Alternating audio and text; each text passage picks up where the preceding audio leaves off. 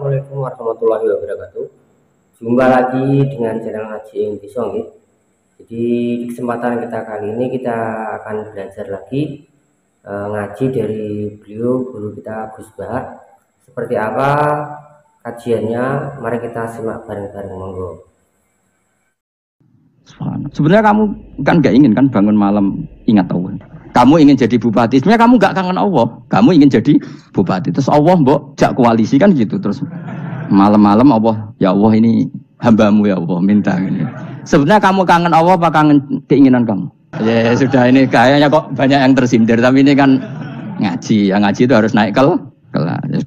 Inna wa satuna wa ta'ala yumsiku iku ngeker sapa Allah, saya ngendhalekno sapa Allah samawati ing pira-pira langit wal arda lan ngendhalekno bumi. Allah itu yang mengatur mengendalikan langit dan bumi antazula supaya enta ora aslek apa langit dan bumi, tidak bergeser atau tidak gugur atau tidak jatuh, ora aslek.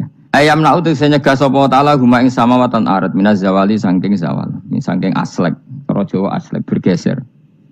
Wala in zalata in amsakahuma min ahadim min ba'di. Wal in zalata umpama aslek apa samawatan arat utai lam iku lamu kosam enam kosam.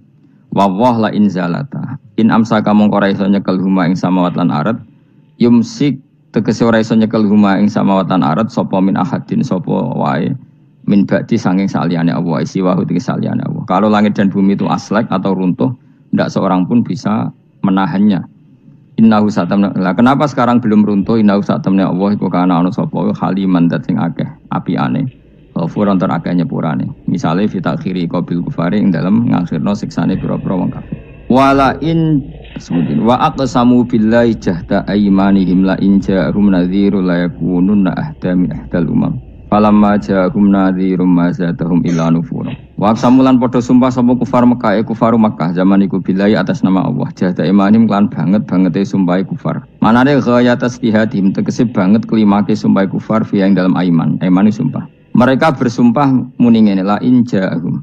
Umpama lamun teka hum ing kufar Makkah sapa nadhirun rasul rasulun ayakunun aibine bakal ana sapa kufar Makkah. Iku ahda, iku luweh entuk petunjuk min ihdal umami dibanding umat-umat sing wis ana. Mereka bersumpah dari kafir Mekah kalau kita punya rasul pasti lebih mendapat hidayah daripada Yahudi Nasrani. Min ihdal umam. Ail Yahudi dising Yahudi wan Nasara lan Nasrani wa khirihim lan Yahudi Nasrani. Ayya wahidatin tegese dine salah suci min hasangking ikilah umam. Lamar au semangsane padha ngerti sapa kufaru Mekah min takdzibi ba'dihim saking oleh ngorono sebagian Yahudi Nasrani badan sebagian. Isqalat misalnya nalikane ngucap sapa Yahudi ngomentari lesatin Nasara ala syai. Nasrani itu tidak siapa-siapa. Wa qalatin Nasara lesatul Yahudu ala syai. Falamma ja'a mongko semangsane teka hum ing kufaru Mekah sapa nadhirun rasul rupane Muhammadin sallallahu alaihi wasallam mazadahum ila nufura. Mongko ora nambahi apa rasul hum ing kufar ay maji'u tesekane rasul ila nufuran kecuali dadi menjauh sangka kebenaran tafautan tegese menjauh anil huda saking petunjuk.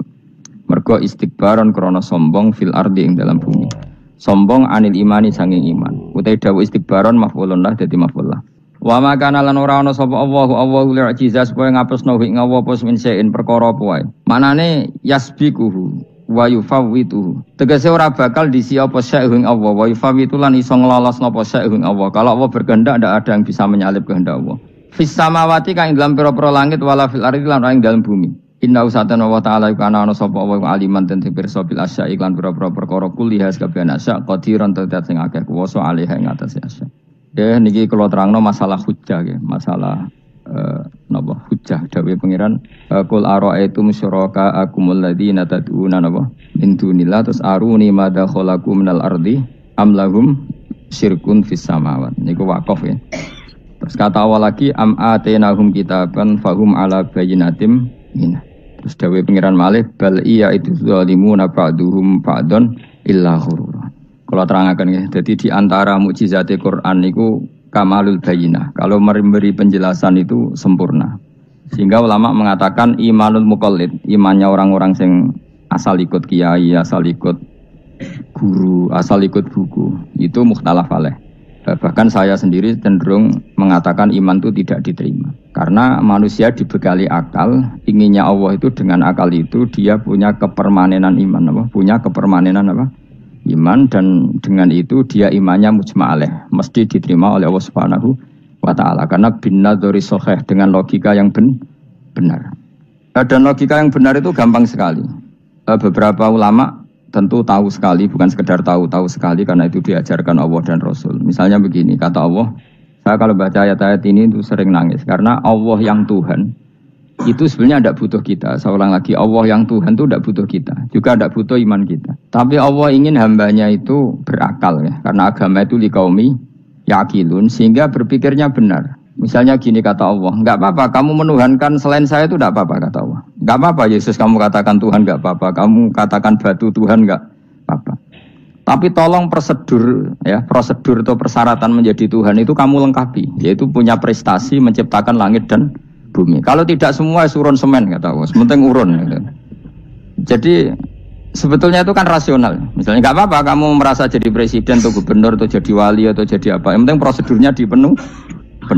Itu kayak apa Allah baiknya pada kita. Sehingga saya berkali-kali, makanya menurut saya orang alim itu wajib memaklumatkan kalau dirinya alim, supaya jelas aturan mainnya. Yang dilarang Allah itu kan memaklumatkan alim kemudian ingin hadun nafsi, ingin salami template, dicucuk, dihormati, itu kriminal. Itu orang alim gendeng, sudah gendeng sekali. Karena khasnya orang alim itu tentu cari ridhonya Allah, bukan ridhol khalqi, bukan ridhonya apa? Makhluk. Makhluk itu la syai', ada siapa-siapa. Dan kita harus baku seperti itu. Kenapa kalau orang alim enggak memaklumatkan kealimannya itu dikatakan salah? Karena fungsi orang alim adalah membawa bayinat, membawa ayat-ayat Allah, bukan kepentingan apa? Pribadi. Makanya Rasulullah nanti duka ngendikan idza zuharatil fitanu wal bid'u falyudhiril alim ilmahu wa illa fa'alaihi la'natullah wal malaikati wan nasi ajmain. Jika zaman akhir banyak bid'ah, banyak kebodohan, maka orang alim wajib menampakkan kealimannya. Jika tidak, maka dia mal'un, dilaknati langit dan bumi. Karena sebetulnya logika tentang Tuhan itu gampang sekali. Saya ulang lagi ya. Saya punya sekian contoh betapa tauhid itu mudah. Jadi kalau ada orang bilang ikhlas itu angel, Gus, ya dia sendiri goblok karena nggak tahu logika apa. Ikhlas itu justru gampang. Misalnya kamu ngamal demi manusia itu umurnya hanya berapa coba? Kan pasti mati. Lalu kalau dia mati tidak berkutik, bagaimana Anda bersandar sama seseorang yang mati dan tidak berkutik? Sama-sama bersandar sama zat sing al-hayyul qayyum, sama zat yang abadi. Kamu latih terus akal kamu. Misalnya saya punya jamaah banyak, mereka itu kan nggak jelas surganya. Kok harap-harap syafaate piye? Soalnya jamaahku mlebu neraka kabeh. Kan nggak mungkin nyafaati saya. Atau mereka mlebu swarga kabeh, wis do sibuk kelon mbek widadari. Mungkin ya ndak ngurusi saya. Jadi dua kemungkinan itu sama-sama ndak ngurusi saya. Mlebu neraka ya rasanya nyafaati, kan mlebu swarga. Do sibuk napa? Ngeloni widadari karena trauma di bocah elek, melarat macam-macam. Sehingga kiainya saja wis ora takok Gus Baneng ndi wis ora takok. Seribet dhewe no. Nah, tentu saya juga sibuk sowan pangeran sudah itu makom saya sudah sibuk sowan pangeran. Kowe pesta seks sing kula sowan pangeran. Wa swargame ayate pokoke inna ansa'na gunna napa? Insya'a faja'alna gunna. Apa bar kelon dadi perawan neh berarti keloni berarti. Seribet. Kula insyaallah melok daftar sing fa'ama in kana minal muqarrabin farahu warihan. Jadi surganya muqarrabin itu enggak ada sifatnya. Di situ enggak dibakas bidadari makan-makan enggak, tapi farahu warihan. Satu surga yang sifatnya rohani karena enggak bisa disifati.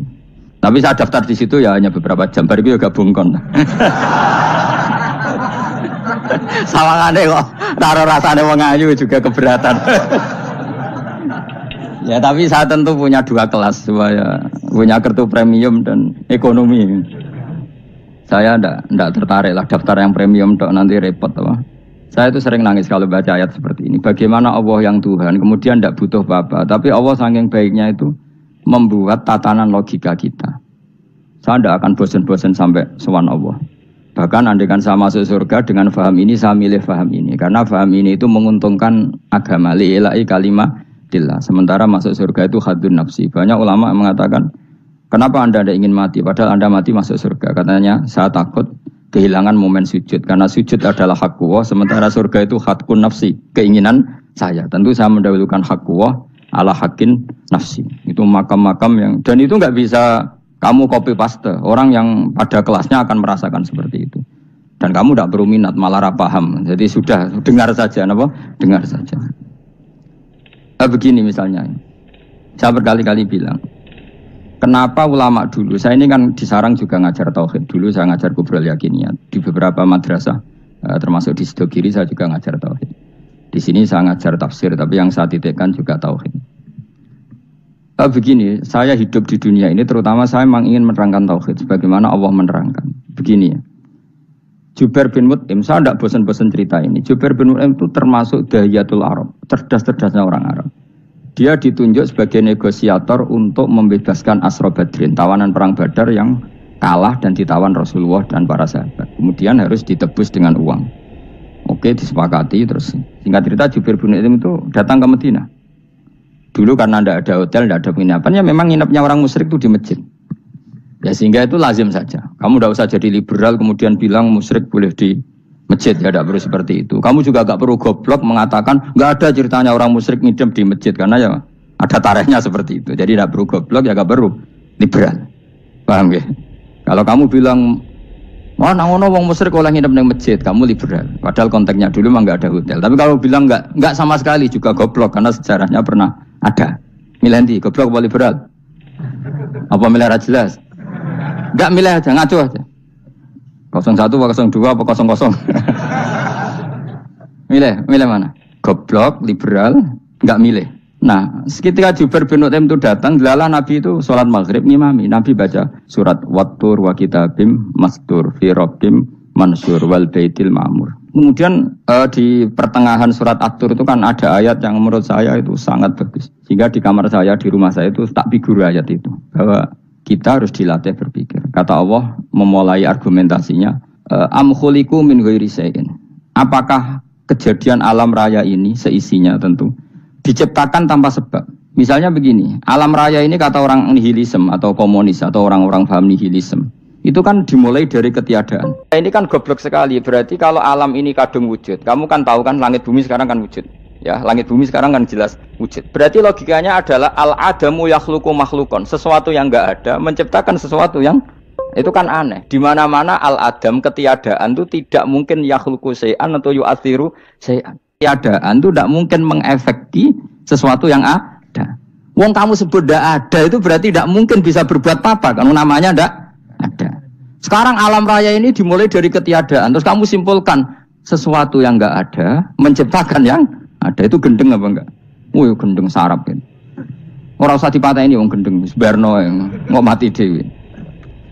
Jadi makanya Quran menanyakan mereka, am khuliqu min ghairi syai'in. Apa alam yang kadung wujud ini kemudian disebabkan oleh sesuatu yang tidak ada? Lalu kalau sesuatu yang ada pasti diwujudkan oleh yang ada. Nah, karena yang ada ini pencipta harus berstatus super. Nah, super ini oleh ulama disebut wajibil wujud.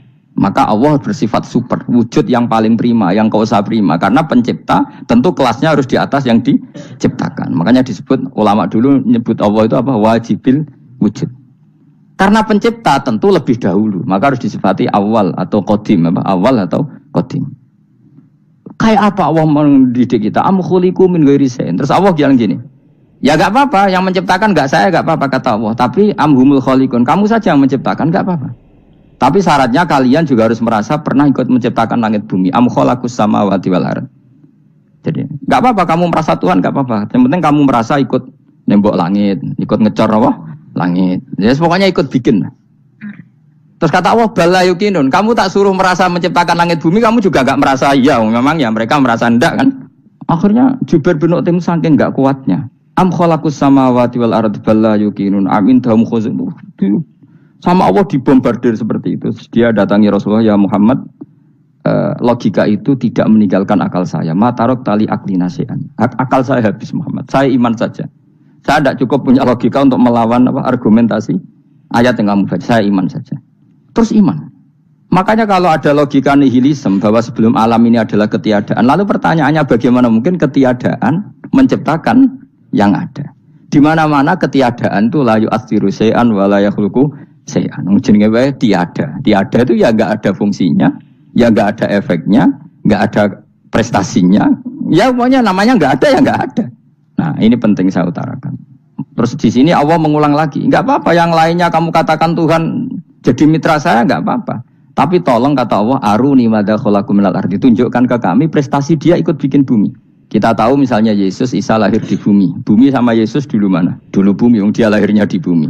Lalu dia melata di bumi, jalan-jalan. Kemudian dia mengatakan ini bumi Tuhannya saya. Jadi bumi kok enak, dhisik aku sih. Tua aku sih, bodoh-bodoh pangeran aku dong. Lebih apa? Tua. Jadi Allah itu gampang sekali. Nah sekarang orang iman itu kuwajo semua. Makanya ndak wali-wali. Imane mbek Allah taklid, njaluke aneh-aneh, njuk bojo ayu, sugih, jabatan. Bela Allah secara hujah aja enggak pernah, sudah minta. Makanya kita ini hidup di zaman yang saraf massal. Lho kalau njaluk pangeran akeh-akeh kuwi isin, coba kamu bela Tuhan tuh pernah bela apa? Bela Tuhan tuh gampang dengan argumentasi al-hujjah yang supaya agama ini tamkin fil ard, benar-benar mapan dalam logika. Yaitu tadi di mana-mana yang namanya sebab itu amrun wujudiyun, di mana-mana sebab itu sesuatunya harus wujud. Paling tidak kita sudah menolak nihilisme. Nihilisme. Lah wujud karena wujud awal harus berstatus prima. Lah prima itu dalam bahasa ulama disebut wajibil wujud. Makanya ulama dulu ngelatih kita itu pertama Allah itu siapa? Zat sing wajibil wujud. Itu satu filosofi yang luar biasa. Nah, kemudian setelah itu ada setan-setan kecil yang nganggur, yang iseng. Nah itu nggak usah kamu perhatikan. Tinggal delok TV, ngopi, terus tinggal nyate kelata. Enggak saya tamak, pingsan dewe. Sokor-sokor stres dewe. Dugaan saya setan saya gue pingsan, kurang gizi. Karena memang setelah itu setan tuh goda gini. Lalu sebelum Allah jangan-jangan ada wujud yang lain. Lalu Allah sendiri awal mulanya gimana? Kata Nabi, jika ada pertanyaan seperti itu kamu harus berhenti. Tinggal delok TV atau tinggal delok dangdutan. Ya kalau kepeksa ya apa-apa, kelasem ae. Saya tidak menghalalkan tapi kan sudah kamu lakukan. Karena itu lebih baik ketimbang pertanyaan filsafat. Banyak orang yang dulu sholat ketika sekolah filsafat tidak sholat. Alasannya sampai menemukan jati diri itu Tuhan. Dan itu bahaya sekali karena Nabi berkali-kali bilang kamu jangan mikir tentang Allah pasti rusak. Orang kok mungkin rusak dari Nabi pasti rusak. Nah cara menghentikan gimana? Karena setan ini makhluk, akal-akalannya gampang. Tadi tak warai. Saya sebagai ulama atau sebagai manusia atau sebagai orang awam atau sebagai siapa saja. Kadang ada pertanyaan seperti itu. Tak tinggal anggeling dharma, kan pusing setan. Ini kan ngenteni. Weh ngenteni bar lo anggeling dharma. Bariku aku lesu mangan mie, bar mangan mie waret turu. Kan dia ngenteni terus mau bikin was-was lagi. Ternyata saya sibuk kan enggak bisa masuk deh. Bangun tidur aku selali pertanyaan tadi. Dinteni. Nah, dia masuk lagi aku sibuk ngajak anak jalan-jalan. Jadi saya kalau jalan-jalan di pasar itu wis enteni santai wae. Itu memang resep dari Rasulullah. Jangan sampai orang terjebak filsafat yang sampai menanyakan eksistensi Tuhan. Dan dia tidak mau iman, tidak mau sholat, tidak mau puasa sampai menemukan Tuhan itu siapa. Itu jelas minas syaitonir rajim, itu perilaku setan. Makanya Rasulullah setiap ditanya sahabat gitu itu Nabi guyu-guyu. Dan guyunya Nabi itu kata Nabi, baguslah kalau kamu takut Tuhan kalah kata Nabi. Nabi gojlok gitu. Maka ada ulama yang punya seni berargumentasi yaitu Imam Ghazali. Jika setan tanya kamu lalu sebelum Allah jangan-jangan ada wujud yang sebelum Allah. Kata Imam Ghazali ya itu saja yang Tuhan, yang Allah ini enggak jadi Tuhan. Ya berarti wujud sebelum Allah itu yang benar-benar Allah. Kalau kamu bayangkan lagi, jangan-jangan sebelum itu ada wujud lagi. Ya itu saja yang benar-benar Allah. Sehingga tetap Allah itu menang terus. Paham ya? Yang jelas jangan sampai didahului Adam. Karena kalau didahului Adam lebih ngeri lagi. Karena sesuatu yang enggak ada menciptakan yang ada. Itu lebih buruk lagi menurut akal. Menurut apa akal? Nah daripada kamu enggak salim Imam Ghazali, tinggal saja ndelok. Tadi ndelok sinetron. Itu yang lucu-lucu aja. Tidak sing lucu-lucu. Ndelok apa mencari Tuhan. Pokoknya sing aneh-aneh, sing goblok-goblok, sing lucu-lucu, sing perane wong apa? Saya sering diprotes saya. Gus Salim jenengan kok sering ndelok sinetron sing ana dialog wong goblok-goblok. Wong goblok ku menarik cara kula. Apa ya? Cara pandang itu di luar dugaan saya karena kula berkali-kali lho kalah wong goblok. Jadi makanya. Ini tak ceritani beberapa kali ini jari Gus Wak cerdas berkali-kali kalah wong goblok. Ada seorang santri itu ingin dibelikan bapaknya itu sepeda motor. Bapaknya wong desa, senengane ngrumat sapi wedhus. Lah menurut saya ya orang tuanya itu mampu lah, sangat mampu untuk beli itu. Pak mbok ditukokno mawon wong sepeda motor. Kata bapaknya, "Anakku nu jog mondok tak goblok, Gus. Wong njaluk kok sepeda motor, njaluk mobil ora ya goblok. Lah kok goblok, Pak? Jenenge donya iku Gus, sing lahirno donya kok sapi iku ndek anak, wedhus ndek anak jenenge donya. Di mana-mana jenenge donya sing lahirno donya. Iki donya kok mangan donya. Mergo motor iku kan tuku bensin, mobil. Iku cara dekne iku goblok Gus. Batin berarti kabeh kiai goblok perkarane tuku donya sing ngentekno Donya. Cara dene donya iku sing lahirno donya. Batin kok pinter iki batin.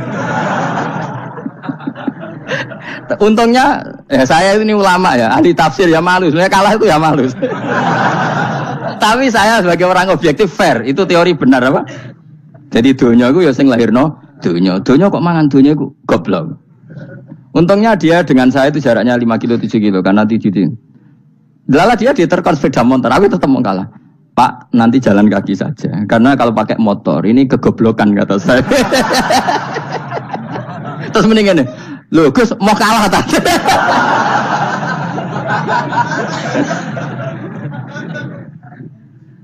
Wah kacau. Singkat cerita dia bersikeras, nggak mau beliin sepeda motor anaknya karena di mana-mana dunia gue sing lahir no dunia, nggak boleh dunia kok mangan. Ini satu kegoblokan yang agak ilmiah. Nah, Imam Asy'ari juga ngalami hal yang sama. Imam Asy'ari itu punya, kita kalau ahli sunnah kan 2 partai ya. Ya dalam ahli sunnah itu hanya ada 2 partai juga. Kalau nggak Asy'ari ya Maturidi. Ya, dan sama-sama alim. Ya kalau terpaut ya paling 5%, 7% ya. Kealimannya Asy'ari dan Maturidi.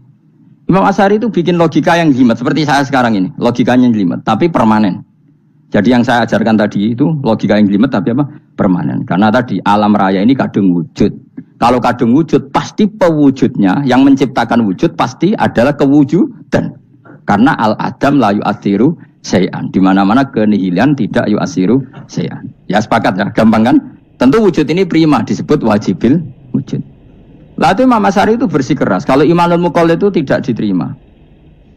Banyak yang keberatan ulama, tapi Nabi nyatanya yaktafi bi imanil a'rab al-khalina anin nadur. Nabi nyatanya mencukupkan imannya orang-orang Bedui yang mereka itu kayaknya tidak bisa mikir.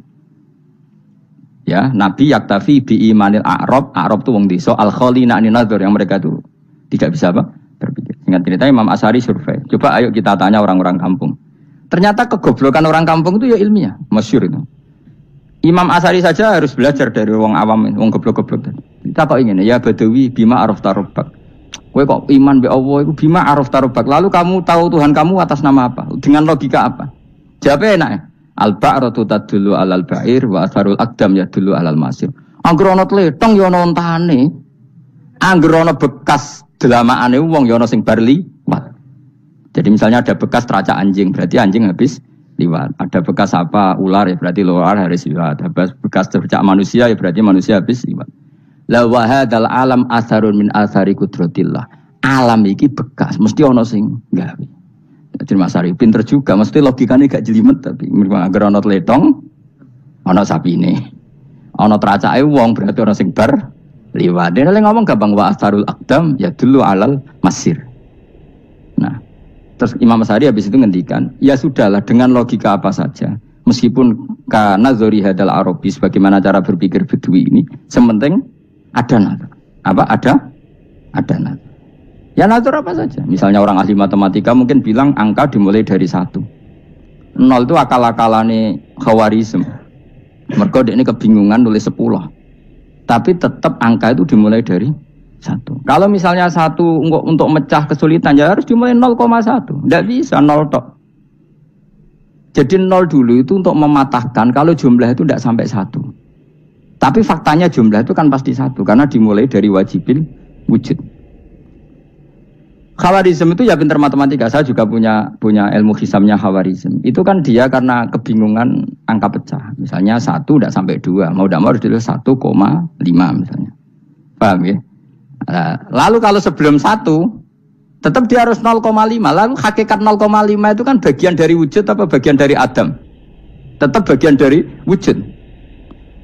Jadi 0,5 itu kan khayal kuliah. Tak warai ya. Mungkin saya ada ahli matematika ala wong kampus, tapi saya tahu Kang, ala Islam itu lebih gampang. Misalnya gini. Sesuatu itu kadang kamu putuskan itu satuannya 1. Tentu ketika separuh kamu katakan baru separuh. Tapi sebetulnya ketika satuan itu kamu katakan 10, yang separuh itu sudah 5. Itu kan terserah sing bagi, no? Terserah sing bagi. Ya iya dong, misalnya 1 juta, 5-nya artinya apa coba? 500.000 kan. Sekarang kalau 100.000, 5-nya jadi berapa? 50. Kalau 1,5 jadi. Nah itu kan terserah satuannya apa? Tapi tetap dari 0,5 itu tetap menunjuk sesuatu yang wujud. Yaitu 5-nya sebetulnya apa? 5 yang separuh tadi. Paham sih kalau maksud? Tetap nggak bisa sesuatu dimulai dari apa? 0. Nah, makanya kata Abdul Hamid Khan kalau dalam mendidik tauhid, itu gampang saja tadi. Alam raya ini kadung maujud, kalau kadung maujud pasti disebabkan oleh sesuatu yang wujud. Karena wujud pencipta harus berstatus prima. Lah prima ini atau premium ini kita sifati wajibil wujud. Atau kamu katakan apalah kausa prima atau musabibul asbab. Nah kelirunya kita dalam berislam itu, kritiknya para ulama, kita ini nyebut Allah dulu baru menceritakan status Allah. Kalau zaman Nabi itu dibalik. Status wajibil wujud itu kita terangkan dulu, baru yang oleh Islam itu namanya Allah. Paham ya? Kan beda, misalnya gini logikanya gini, kamu ketemu orang ateis, saya ulang lagi, kamu ketemu orang ateis, terus kamu ditanya, lalu alam ini yang menciptakan siapa? Allah Jalla Jalaluh. Mesti kan tanya, man huwa Allah itu siapa? Kalau dulu Islam mengajarkan gak gitu, surat pertama turun apa coba? Iqra, Iqra itu gak nyebut kata Allah, Iqra bismi rabbika, rabbika itu siapa? Alladzi khalaq. Sebutlah nama Tuhan, yang berhak menyandang Tuhan adalah zat yang pencipta. Itu tidak ada kata Allah. Di surat Mudatsir, surat kedua. Ya ayyuhal mudatsir kum fa'anzir wa rabbaka fakabbir. Bukan Allah fakabbir, wa rabbaka fakabbir. Sehingga cara berpikir gini dibalik. Sebutlah Tuhan kamu. Tuhan itu siapa? Yang berstatus Tuhan adalah zat yang berstatus pencipta.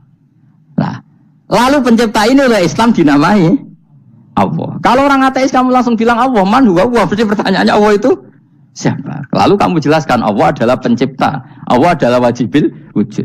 Tentu lebih gampang kamu terangkan. Makanya Al-Quran menerangkan amukholiku min ghairi syai'in. Maknanya saya di sini maknanya ya Allah. Apa? Allah. Apakah mereka diciptakan tanpa pencipta? Tentu setelah Islam tahu itu namanya siapa? Allah. Paham ya? Kalau balik malih. Jadi sebetulnya Quran itu ngajari kita itu ilmu mantek yang luar biasa. Misalnya ya Yuhanna su'budu siapa? Rabbakumul ladzi khalaqakum walladzina min qablikum. Sembahlah Tuhan. Tuhan itu siapa? Pencipta kamu dan pencipta orang-orang sebelum kamu. Lalu Tuhan ini oleh Islam dinamai. Tapi kalau langsung kamu bilang ke orang ateis atau orang Uni Soviet, Allah itu Tuhan. Allah itu siapa? Sebab itu di beberapa ayat dijelaskan dulu status Allah. Sifatnya Allah, keakhasan Tuhan. Yang dikatakan Tuhan adalah zat pencipta. Kalau tidak pencipta berarti tidak Tuhan. Sekarang Yesus pencipta bumi apa enggak? Enggak, karena dia lahir sudah di bumi. Begitu juga Fir'aun. Fir'aun itu kalah telak sama Nabi Musa gara-gara logika ini. Ketika Nabi Musa ditanya Fir'aun, "Wa ma rabbul alamin?" Lalu Tuhan itu siapa? Kata Musa, "Rabbus samawati wal ardi." Yang menuhani langit dan bumi. Jadi Fir'aun, "Enggak, ma'alim tulakum min ilahin wa irisa." Jalan-jalan kemana-mana yang dikatakan Tuhan oleh masyarakat saya kok. Nah, kurang ajar Fir'aun. Terus kata Musa, "Ya Tuhanku yang di langit." Terus manggil Haman Mesir, "Ya Haman ibni li sarhalla ali abluhul asbab samawati fa'attali ila ilahi Musa." Haman, bikinan saya piramida yang tinggi, aku akan lihat Tuhannya Musa. Ada enggak di sana? Padahal misalnya munggah tenan ya pangeran ra iso didelok kan repot Nabi Musa. Wah, parah ya, nggak piramida nginceng pangeran tetep ra ketok kan. Akhirnya Musa pakai logika. Ya sudah gini saja, Rabbukum wa rabbu abaikumul awwalin, yang menuhani nenek moyang kamu yang dulu-dulu. Itu langsung fabuhita Fir'aun. Fir'aun tuh kaget sekaget-kagetnya. Dan para penggawa Fir'aun sadar. Wah, kalau Fir'aun yang Tuhan, babanya tanpa Tuhan. Kan Tuhannya balita kan gitu kira-kira. Tuhannya balita. Tuhannya barulah. Itu kan jadi logika yang mematikan. Kalau Fir'aun Tuhan berarti babanya dulu yang wujud itu tanpa Tuhan. Karena Tuhannya barulah. Ini ada Tuhan kok datang terlambat ini kan. Akhirnya para punggawanya Fir'aun iman, macam gendeng ya, Fir'aun ini jangan gendeng. Itu pentingnya logika Rabbukum wa rabbu abaikumul awwalin. Nah sekarang orang tuh nggak belajar logika. Iman bi Allah orang mantep ning ati, jek iso digunjang setan, jalukane wis aneh-aneh. Jaluk swarga, jaluk gak mutu cara ngono. Gak mutu. Makanya banyak wali kalau ditanya, kamu masuk surga sama sholat milih mana? Milih sholat. Kenapa milih sholat? Di surga itu demi khadun nafsi saya, poya saya. Tapi kalau saya sholat itu untuk hakku. Saya sebagai hamba, identitas kesejatian saya adalah menghamba. Soal nanti Allah bikin bonus surga silahkan. Maka sebenarnya masuk surga itu ada urutannya. Sebagai orang alim saya urutannya adalah berkampanye sesering-seringnya, membuat logika supaya orang mudah ke Allah dan Rasul. Makanya di Quran tuh gak ada orang disuruh masuk surga dulu itu. Ya Tuhan nafsul mutmainnah irji'i ila rabbiki. Kamu kembali ke Tuhan kamu dulu. Bahwa kamu makhluk yang butuh Tuhan. Fadkhuli fi ibadi. Kamu masuklah berstatus hamba dulu. Kesestatusan Anda sebagai hamba ini matangkan dulu. Bahwa saya ini hamba. Dibuktikan dengan suka sujud, suka ngamal, suka sedekah, suka tawadhu. Saya sebagai orang alim sebenarnya gak suka mulang. Karena takut. Nak kue pinter kok nyaingi aku, nak goblok sawangannya metodeku gagal. Kan dua-duanya ini merugikan saya sebetulnya. Saya ulang lagi ya, nak pinter kayak nyaingi aku. Kan ya mungkin juga, senajan rodok mukhal mungkin. Sanggep ae rodok mungkin. Pemane nak sing ndik kan yo, biasanya hasud wong ndik. Mau itu sebenarnya rugi semua, tapi Allah yang memerintahkan hak wong alim kudu mulang. Perhitungan itu tak buang semua. Sing ape nyaingi nggih monggo, sing tetep goblok nggih. Monggo, semoga Allah ngutus mulang ya napa? Mulang.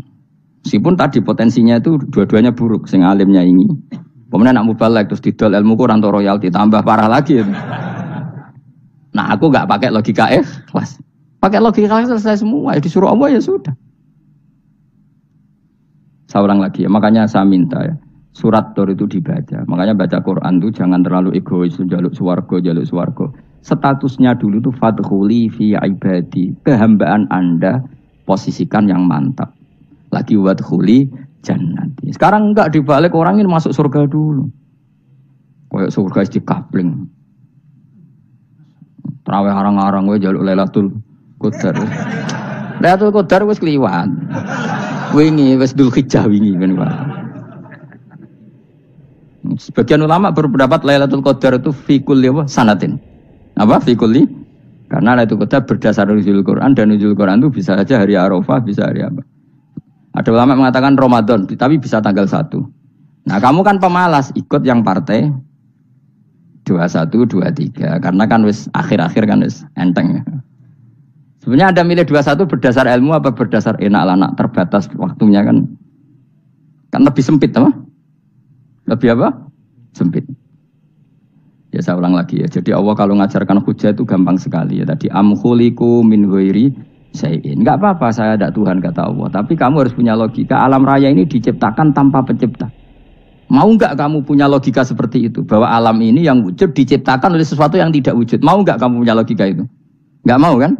Namanya wujud tentu diciptakan super wujud. Dan super wujud itu wajibil wujud. Dan itu Tuhan kita yang oleh Islam dinamai Allah. Bang, makanya nyebut Allah itu di surat-surat awal Quran tidak ada. Coba awal surat Quran itu surat apa coba? Iqra kan? Iqra itu ada enggak kata Allah? Enggak ada. Iqra bismi rabbika. Rabbika itu siapa? Allazi khalaq. Surat Mudaththir sama. Ya ayyuhal mudaththir qum fa'anzir wa rabbaka fakabbir. Ya sudah seperti itu. Ya ayyuhan nasu ubudu rabbakum. Rabbakum itu siapa? Allazi khalaqakum. Nah, kita ini keliru metode. Pemene wong tukang wiridan Allah. Tapi ora roh Allah iku sing sapa? Ya dia Allah. Dia nyifati Allah mau sing ngekeki swarga, sing ngekeki dhuwit, sing ngekeki widadari. Jadi Allah disifati sesuai selera yang menguntungkan dia.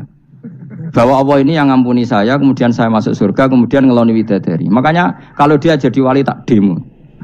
Tak laporkan MK pokoknya. Suluh.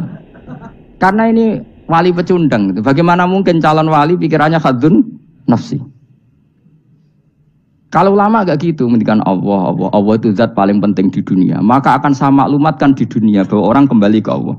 Caranya gimana? Akan saya kenalkan Allah lewat logika. Caranya apa? Kita sifati wajibil wujud. Kita sifati Rabbukum wa Rabbu abaikumul awalin. Dengan sifat-sifat yang semuanya mengarah ke dikjayaan Allah Subhanahu wa taala. Iku jenenge kowe bener-bener ulama. Iku disebut balwa ayatum bayinatun fi suduril ladzina utul ilm. Makanya ulama itu orang yang luar biasa. Sampai disebut innama yakhshawaha min ibadihil ulama. Ahli ibadah itu rapati wedi pangeran. Masih wiridan istighfar nangis rapati wedi pangeran, gayane tok nangis. Karena sebenarnya dia nangis wedi ra mlebu swarga. Mlebu swarga gak iso ngloni. Dari itu aja orientasinya itu. Makanya benar Kanjeng Nabi nak gojlok orang alim satu itu lebih utama dibanding 1000 ahli ibadah. Bahkan Nabi pernah ngendikan sangat ekstrim. Fadlul alim alal abid ka fadli ala adnakum kata Nabi. Keutamaan orang alim dibanding ahli ibadah itu sebagaimana kelas saya kata Nabi dibanding kelas terendah kalian. Padahal Nabi dengan Abu Bakar saja jaraknya sangat jauh. Itu kata Nabi, fadlul alim alal abid ka fadli ala adnakum. Keutamaan orang alim dibanding orang abid sebagaimana keutamaan saya dibanding sahabat paling rendah. Karena tadi abid itu ada opportunisnya. Tapi kamu jangan benci abid loh. Karena kamu ya orang alim orang abid. Saya saja yang kritik, saya yang tanggung jawab di depan Allah.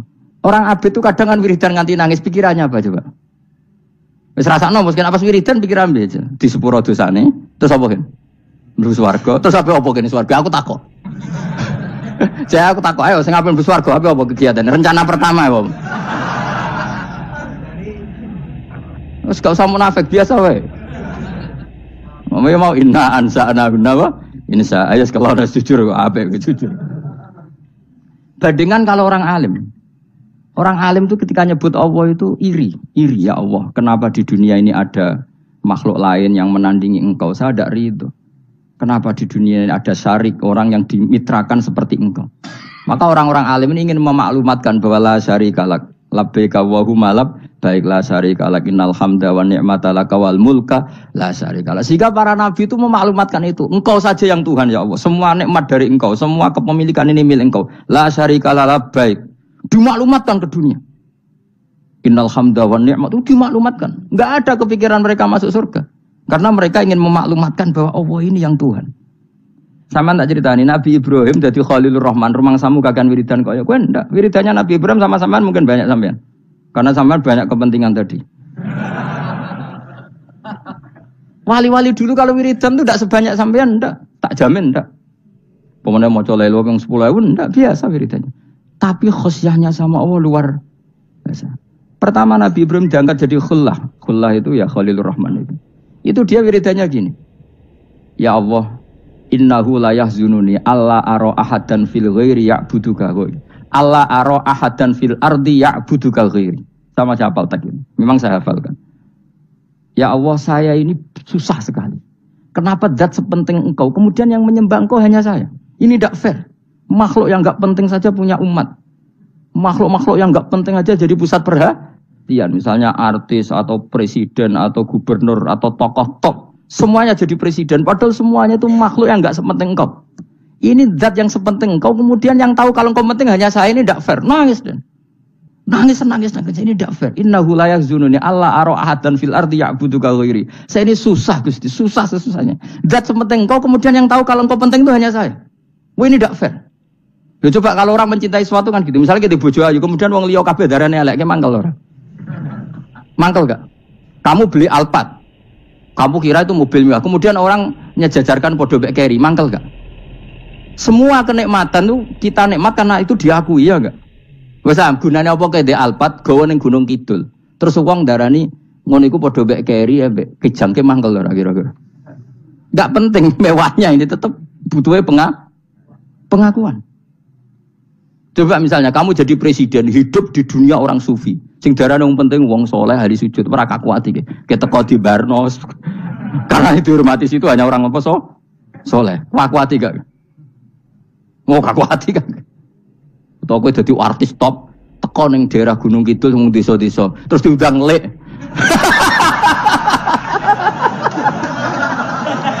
Oh mangkel kae. Le bayang dong.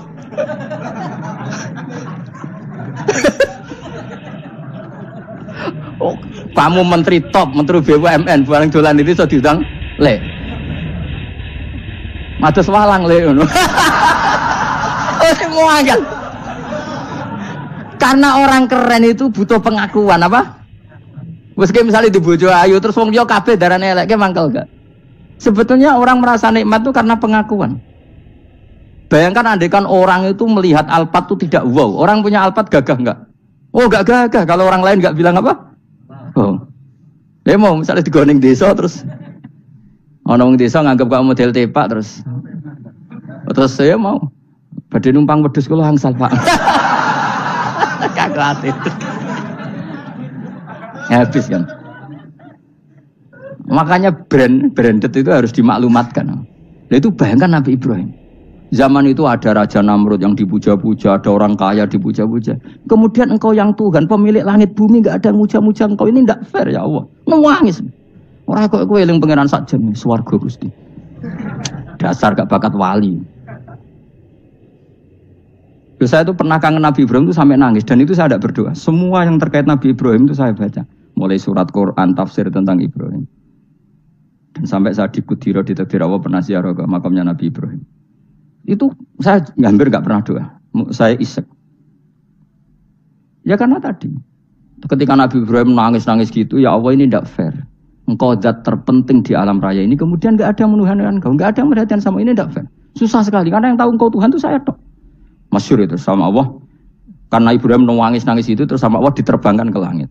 Itu disebut wakadzalika nuri Ibrahim malakutas sama. Di langit ada jutaan malaikat sujud, jutaan malaikat ruku, jutaan malaikat baca tasbih. Nabi Ibrahim oke Gusti kalau gini ya benar, ini baru benar kata. Makanya terus Allah dengan keangkuhannya, karena Allah punya sifat angkuh dan itu sah walahul kibriya. Kan sifat angkuh baik untuk Allah tapi tidak baik untuk makhluknya, dan Allah dengan sifatnya walahul kibriya. Kata Allah, kalau nasihati para nabinya, kamu tidak usah susah. Jika di bumi jarang orang nyembah saya. Innalladzina 'inda rabbika yusabbihuna lahu bil-laili wan nahar wa hum la yasamun. Kamu tenang saja. Orang yang di sana di langit-langit itu maksudnya para malaikat itu bertasbih siang dan malam. Wa hum la yasamun, dan mereka tidak berhenti-henti, tidak bosan-bosannya bertasbih. Jadi nabi itu baru terhibur kalau yang diidolakan itu keren. Itu nabi, itu wali. Itu wali kutub, itu wali. Kamu enggak nyebut Allah itu. Sebenarnya kamu kan enggak ingin kan bangun malam ingat Allah. Berhubung utamu akeh. Terus Allah mbok libatno, mbok nyaur kan sebenarnya itu. Kamu ingin jadi bupati. Sebenarnya kamu enggak kangen Allah. Kamu ingin jadi bupati. Terus Allah mbok jak koalisi kan gitu. Terus malam-malam Allah, ya Allah ini hambamu ya Allah minta ini. Sebenarnya kamu kangen Allah apa kangen keinginan kamu? Terlalu menyindir banyak orang ya. Maksudnya ini cerita saja. Ya sudah, ini kayaknya kok banyak yang tersindir. Tapi ini kan ngaji. Yang ngaji itu harus naik kelas. Ya sudah, tidak usah diteruskan kok banyak yang tersinggung. Ya sudah, tidak usah diterusin. Walau akhidu mau mengalap sapa Allah anasa yang manusa bima lan perkara kasabuka nglakoni sapa anas. Minal ma'asi sing pira-pira maksiat. Mataroka. Mongko ora ninggal sapa wa ta'ala dzuriya ing atase dhuwure artayil ardi minda batin saking kewan apa wae. Nasama tegese kewan tadubu kang melata pun nasama alih ing atase arat. Kalau saja Allah ingin merusak manusia karena dosa-dosanya, pasti tidak disisakan beberapa sesuatu yang jadi kebutuhan manusia, termasuk dabam, misalnya enggak ada hewan, enggak ada tanaman, enggak ada apa saja di bumi karena Allah ingin mengadab manusia. Tapi nyatanya di balik mereka maksiat tetap fasilitas kepentingan manusia ada, karena sifat ghafurnya Allah, sifat rahmannya Allah. Walakin yu akhiru tetapi ini ngakhirna sapa wa hum wong akeh ila ajalin tumeka maring batas musamman kang wis ditentono. Yaumil kiamat tegese dina kiamat. Fa idza ja mongko nalikane teka apa ajaluhum ajale wong akeh fa inna wa mongko satuna wa ta'ala iku kana ana sapa wa bi ibadihi kan kaulana wa basiran dat sing mirsani. Fa ijazi mongko males sapa wa ing wong akeh ala amali ing atase wong ngamale wong akeh. Carane ngemalas Allah tentu profesional atau prosedural fi isabatil mukminin kelawan ganjar wong mukmin wa iqabil kafirin lan nyiksa wong kafir. Bismillahirrahmanirrahim. Surat Yasin Makkiyah, surat Yasin Makkiyah. Au illa qaulahu, maksudnya Makkiyah bangsa periode zaman Rasulullah tesih teng Mekah. Au illa qaulahu kecuali dawuh Allah taala wa idza qila lahum anfiqu alayat niku. Au madaniyatun utawa sebagian ulama darani surat Yasin bangsa napa? Madaniyah, isnatan iku loro wa samanun lan 80 apane ayatan-ayat. Jadi surat Yasin kabeh berjumlah berapa? 82 ayat. Bismillahirrahmanirrahim. Yasin. Ya semua ulama makna Yasin itu makna nama lain dari Rasulullah Muhammad sallallahu alaihi wasallam. Meskipun secara ikhtiyat, secara hati-hati mufassir biasanya bilang Allahu a'lamu bi muradihi bi. Allahu a'lamu dat sing pirsa bi muradihi kelan kersane Allah bi iklan Yasin. Tapi kita tahu secara ahwalul ulama, ya saya ulang lagi, kita tahu secara tradisinya ulama tetap mengatakan Yasin maknanya ya Muhammad. Buktinya terusannya apa? Innaka laminal mursalin. Innaka ke siapa coba? Ke Nabi kan, Nabi Muhammad. Berarti Yasin wahai Muhammad kamu adalah mursalin. Apalagi ada istimal yang sudah konsensus seluruh dunia. Misalnya sholatullah salamullah ala toha rasulillah salatullah salamullah ala yasin habibillah. Jadi makanya saya berkali-kali bilang, saya pernah ngisi pengajaran tafsir di Madura juga bilang gitu. Ada disiplin ilmu tafsir dan itu kadang ketatnya ikhtiyat. Ikhtiyat itu hati-hati sehingga tetap bilang Allah alamu bimuradi bidzalik. Tapi meskipun demikian, ada konsensus masif dari para ulama yang menggunakan Yasin Toha itu untuk Rasulullah Shallallahu Alaihi Wasallam. Karena secara siakul kalam pasti demikian. Misalnya di juz 16 ya, surat Toha itu ya 16 ya. Toha, ya Muhammad ma anzalna alaikal Qur'ana litasqa. Coba kalau Toha ada artinya Muhammad, lalu siapa? Ada kata ma anzalna alaika apa? Coba sekarang Toha ganti ya Muhammad kan pas ya Muhammadu ma anzalna alaika al-Qur'ana litasqa. Jelas ya? Secara siakul kalam Toha menunjuk siapa? Muhammad, karena tulisannya ya coba ya. Toha diganti kata Muhammad. Ya tentu diganti secara makna. Ya Muhammadu ma anzalna alaikal Qur'ana litasqa. Yasin juga ganti aja. Ya Muhammad demi Quran yang hakim, innaka ya Muhammad laminal mursalin. Sehingga meskipun mufassir secara disiplin ikhtiyatnya, kehati-hatiannya bilang innaka laminal apa? Awa a'lamu bimuradihi bidzalik, tapi secara ahwalul ulama tetap Toha dan Yasin adalah ismun min asma'i Rasulillah sallallahu alaihi wasallam. Kayak tadi apa? Salatullah salamullah ala Toha Rasulillah, salatullah salamullah ala Yasin habibillah. Jelas ya. Jadi antara istimalnya ulama itu beda dengan keikhtiyatan mufassir, dan tentu kita milih yang istimalnya ulama karena itu lebih gampang supaya kata alaika khitab itu kena apa? Kena mukhatabnya siapa? Terus ketiga kata Ibnu Jarir At-Tabari, enggak mungkin Allah mengkhitabkan sesuatu dengan sesuatu yang enggak bisa difahami. Karena orang Arab dan zaman itu paham Yasin adalah Rasulullah, Toha adalah Rasulullah, sehingga ada khitab itu. Buktinya orang kafir zaman itu enggak pernah menyoal gini. Muhammad katanya Quran itu indah, mudah difahami. Ternyata ini ada lafaz-lafaz yang kita tidak paham. Nyatanya orang kafir tidak gugat seperti itu. Itu menunjukkan bahwa penggunaan Toha dan Yasin adalah ma'ruf dan difahami. Paham? Jelas ya? Nah, soal nanti ikhtiyat, ikhtiyat saja kita ikhtiyat. Paham ya? Tapi tetap difahami. Apa? Tetap difahami. Buktinya jelas kan Toha ma anzalna alaika. Berarti diganti saja apa? Ya Muhammad ma anzalna alaika al-Qur'ana litasqa. Mohon jelas ya.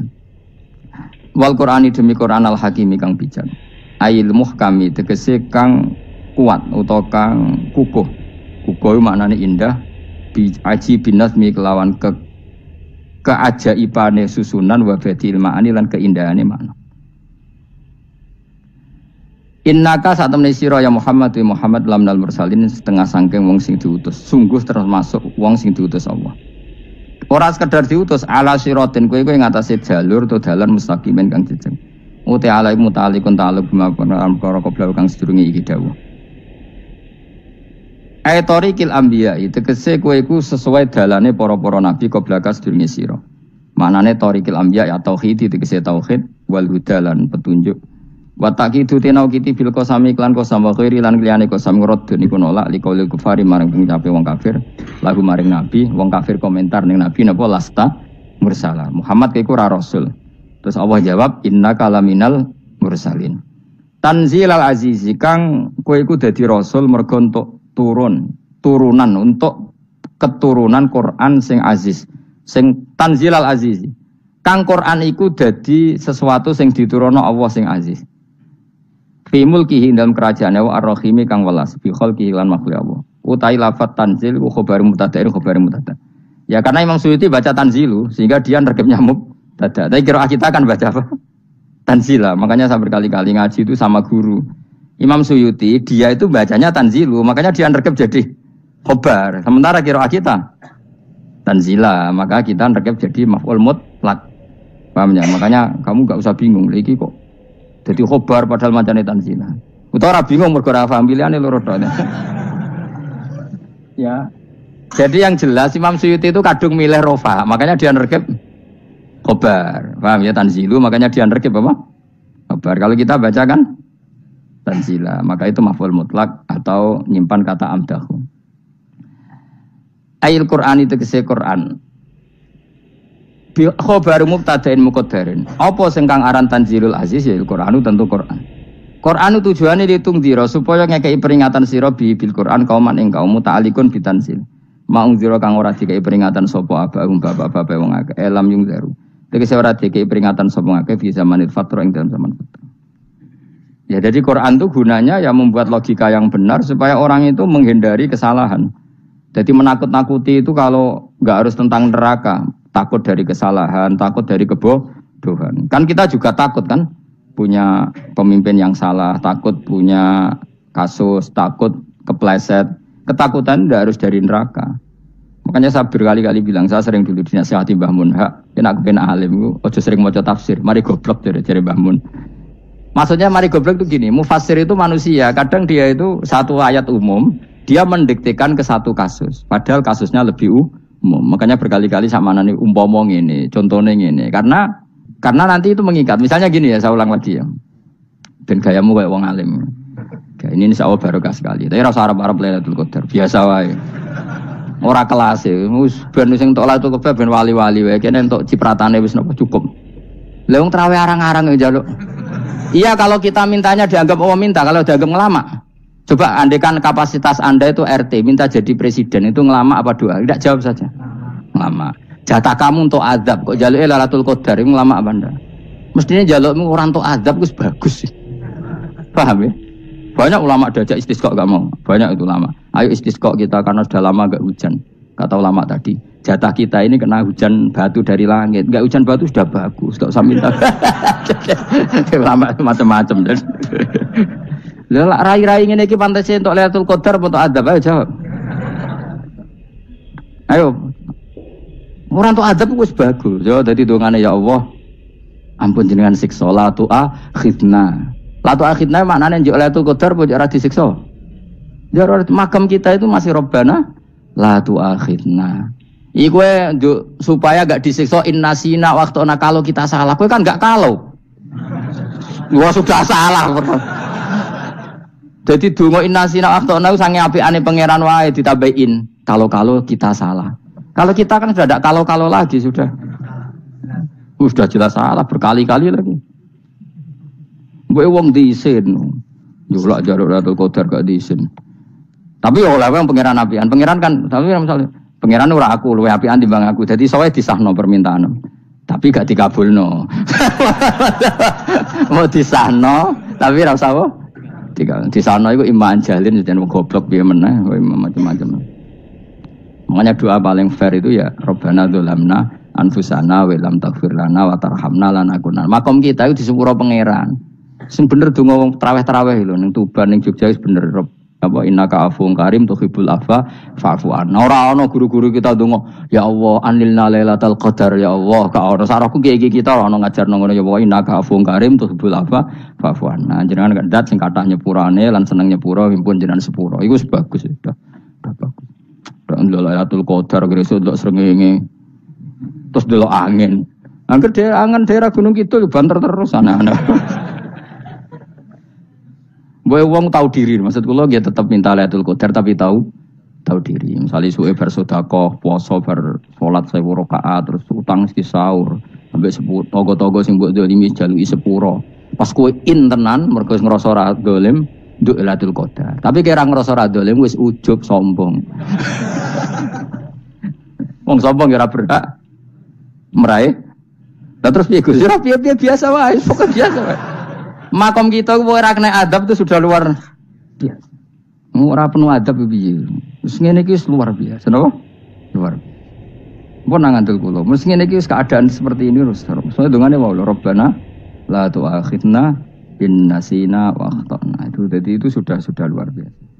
Nah, ini kan teruskan dawuh Mbah Mun ya. Misalnya Allah bilang gini, fattaku, maka takutlah kamu. Biasanya mufassir ditambahi minan nar, maka takutlah kamu masuk. Sebetulnya yang perlu dihindari dari kita takut itu, takut salah, takut bodoh, takut terdolimi, takut mendolimi orang lain, takut hidup tidak ada gunanya. Tapi mufassir tentu milih yang populer. Takutlah kamu dari api neraka. Coba misalnya gini, kita nanti masuk surga. Kemudian zaman di dunia kita tidak pernah berkampanye ya atau berkontribusi untuk agama Allah. Cara saya itu izin. Kata Imam Malik, saya masuk surga. Kemudian orang yang mencintai saya masuk surga itu sama tuh. Rasulullah juga gitu. Saya sebagai pemimpin umat, Saya malu masuk surga dan satu dari umat saya masih masuk neraka. Jadi ulama dulu tuh ketakutannya bukan sekedar masuk neraka, takut malu, takut bodoh, takut keliru, takut. Saya misalnya nanti masuk surga itu malu, andaikan saya tidak pernah ngajar tafsir Jalalain. Malu saya. Karena kalau tanya Allah, hak kenapa bu swarga? Terus diberi swarga. Tapi kalau pernah baca tafsir Jalalain kan anak keren nih. Keren artinya saya pernah mengkampanyakan Quran, pernah mengkhidmai Quran, pernah ngitmai kita mengkoya Allah. Saya pernah ngitmai umatnya Rasulullah, yaitu sampean kabeh. Pernah mulang, pernah sowan. Saya tiap bulan sowan jenengan gak sopan tapi. Mulane kira usah bales sowan rono malah ganggu aneh-aneh. Kadang santri yo pidol, wis diulang cek sowan. Orang tuh kiai kalau sudah di rumah tuh milik keluarga biar fair. Bermulang cek assalamualaikum. Terus kiai ini kagok keluargane ku kapan? Mbok mikir bocah ora karo-karuan. Jadi seneng yo di ilmoni, napa seneng yo di ilmoni. Saya ulang lagi ya. Nah, kata yang ditafsir itu sering tidak mengikat. Makanya kata Mbah Mun, baca tafsir itu dikurangi. Maksudnya dikurangi itu bukan apa-apa. Maksudnya tadi, kalimat yang ditafsir itu tidak mengikat. Yang mengikat itu yang kalimat di Quran. Nah, kalimat Quran itu umum, napa? Misalnya gini, Allah kalau gini, i'dilu, kamu harus berbuat adil. Lalu adil itu misalnya mufassir menafsir, adil itu menyamakan di antara dua orang konflik. Misalnya di MK 01 dan 02 dianggap sama, itu namanya adil. Itu kan dawe mufassir. Atau misalnya gini, Allah bilang gini ke saya, hak kan ada di kiai sing adil. Terus adil ditafsiri orang, adil itu menyamakan sesama murid, haknya sama. Nah, tapi bisa saja adil itu di luar itu semua. Misalnya gini, ternyata adil menurut Allah gini, adil maknanya seimbang, apa? Adil itu maknanya apa? Seimbang. Lalu keseimbangan seorang hamba adalah dia ingat Allah lebih banyak. Karena ini bandul yang benar-benar nyata. Allah itu nikmatnya nyata. Sehingga ketika saya sebagai orang alim, ingat saya alim itu karena Allah, dikasih ilmu Allah, dikasih cerdas Allah, dikasih semuanya dari Allah. Sehingga saya itu tidak merasa kumuluhur pada kalian, karena semua ini dari Allah. Kemudian Allah sendiri yang memerintahkan, kamu harus mengajar. Maka saya ada arep-arep salam templek sampeyan, penghormatan sampeyan, apresiasi sampeyan, karena saya hubungannya hanya dengan Allah Subhanahu wa Ta'ala. Itu namanya adil, meletakkan sesuatu proporsional. Itu juga adil namanya. Makanya seseorang itu nggak bisa dikatakan abid selagi belum tahu kalau ibadahnya minallah. Jadi misalnya ke ibadah tok, ternyata kamu yakin itu ibadah kamu, amal kamu, itu belum abid. Abid hakikat adalah alhamdulillah alladzi hadana li hada wa ma kunna linahtadiya laula anda tahu. Ketika kita sujud yakin ya Allah, alhamdulillah jenengan menakdir saya sujud. Saya sholat, alhamdulillah engkau menakdir saya sholat. Sehingga minallah dulu, pikiran itu semua kebesaran kemendahan ini minallah dulu. Baru setelah minallah kita yakin billah. Setelah billah juga yakin illallah. Misalnya gini illallah itu. Setelah saya ngajar tafsir Jalalain, kepentingan saya satu, hamba-hambanya Allah menjadi tambah mencintai Allah. Tidak mencintai saya, enggak penting sampean mencintai saya. Makanya Imam Syafi'i tiap ngajar bilang begini, wadittu annal khalqa ta'allamu hadal ilma wala yahmadunani. Saya senang kalau kalian belajar fikih sama saya, tapi kamu enggak usah muji saya. Jadikan fikih ini alat taqarrub kamu kepada Allah. Itu namanya minallah wa ilallah. Itu adil. Tapi adil yang dijelaskan ulama beda-beda tadi. Ada mengatakan adil adalah proporsional antara murid, antara keluarga dan murid. Meskipun kamu senang mulang, jangan merantarkan keluarga, itu udah adil. Itu kan versi, no? Maksudnya Mbah Mun, kamu jangan terjebak versi-versi dalam tafsir. Paham ya? Karena Allah hanya ngendikan i'dilu wa aqrabu. Paham ya? Tapi kan penjelasan adil ini orang versi. Paham ya? Ada yang nulis adil adalah meskipun mimpin masyarakat ya ingat keluarga. Karena sing tukang wayo kan nafsirin adil adalah karena laki tidak cukup istri satu maka ya kan jadi repot kan. Tapi kalau kadung istrinya 3 atau 4, adil adalah harinya sama meskipun janda dan perawan. Jadi sing lanang gak adil adalah proporsional. Sing wis suwi dikumpuli dikurangi. Yang baru ya mungkin kabeh enggak kalau nuruti. Mungkin enggak? Ya, tapi itu kan versi, nama. Maka kata Mbak Mun itu memang saya itu merasakan, saya sebagai mufassir merasakan memang saya kan sering baca Jalalain beda dengan tafsir Munir, nanti beda dengan tafsir Qurtubi. Saya beri contoh misalnya. Dan kamu pasti salah jawab ini. Kalau kamu benar berarti ya alim tenan. Wa idza darabtum fil ardi falaysa 'alaikum junahun an taqsuru binas shalah. Orang kalau pergi itu boleh enggak ngosor salat? Enggak, jawab saja. Boleh kan? Ngosor sholat itu apa? Misalnya sholat asar 4 jadi berapa? 2. Kalau isya jadi 2. Kalau subuh? Enggak, sudah maju lah. Maghrib? Enggak, kan yang bisa dikosor hanya berapa? Yang rubaiyah, yang apa? Berarti kamu yakin antak suruh minas sholat artinya 4 jadi 2, yakin? Tidak, jawab saja.